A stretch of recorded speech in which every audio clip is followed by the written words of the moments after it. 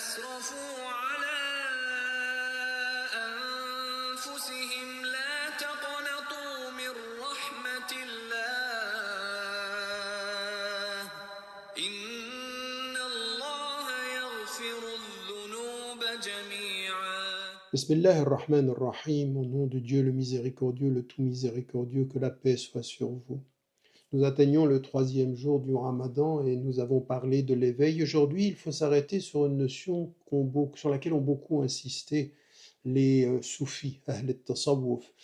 C'est la notion de muhasaba, qui est en fait essentielle à la tradition musulmane parce qu'elle est finalement ce que nous devons comprendre dans notre cheminement vis-à-vis de Dieu, c'est l'examen de conscience, c'est-à-dire nous observer dans ce qui peut nous manquer essentiellement, comme nous l'avons vu, la connaissance, la concentration, la conscience du sens et en même temps la mémoire, puisque nous sommes des êtres d'oubli.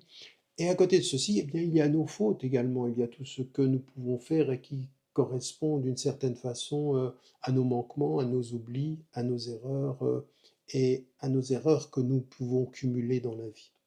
Et il faut de ce point de vue faire cet examen de conscience, il faut le faire à tout moment, il faut le faire quotidiennement, et il faut revenir à soi. Et ce travail-là nous permet de nourrir en nous d'abord l'humilité quant à nous, savoir que finalement nous ne sommes pas grand-chose, que nous avons besoin de lui. Il faut le faire dans la bienveillance, puisqu'il nous a voulu ainsi. Il faut être bienveillant, mais il faut être exigeant.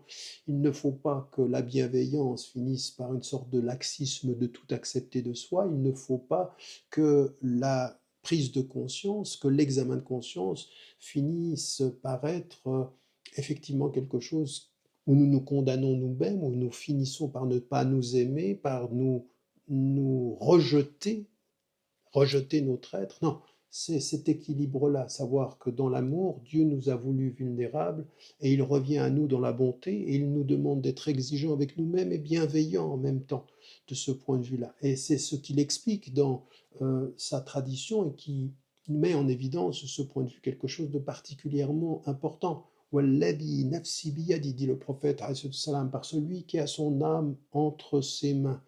Laoulam tadnibu, si vous ne commettiez pas des péchés, la dhahaballahu bikum wa ja'a biqawmin. Si vous ne commettiez pas des péchés, Dieu vous aurait pris, il serait venu avec un autre peuple, biqawmin yadnibun, qui ferait des péchés.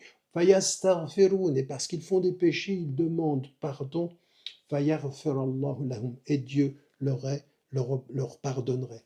Ce hadith-là, il est essentiel. Par celui qui détient son âme entre mes mains, si vous ne commettiez pas de péché, Dieu vous aurait repris, il vous aurait enlevé de la surface de la terre, il vous aurait remplacé par un peuple qui fait quoi?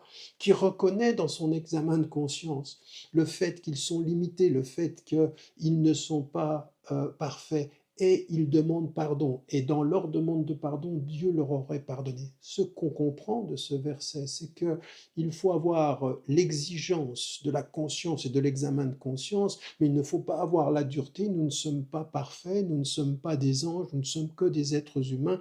Et ce que Dieu veut, c'est non pas que nous fassions semblant d'être parfaits, c'est que nous reconnaissions nos limites dans notre essence comme dans nos fautes, et que nous revenions à lui, et il aime ceci, et lui il revient et il pardonne de ce point de vue-là à ceux qui le vivent de cette façon-là.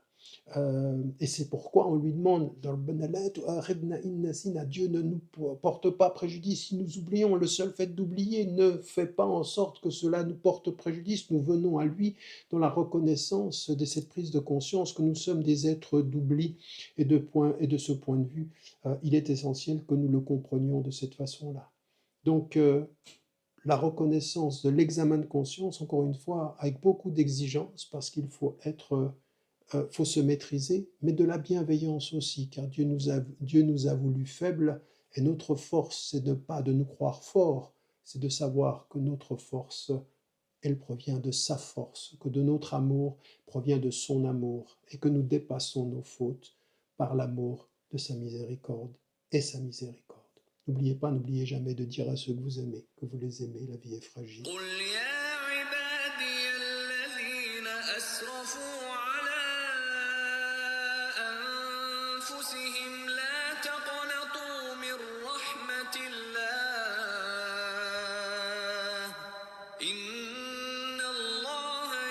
يغفر الذنوب جميعا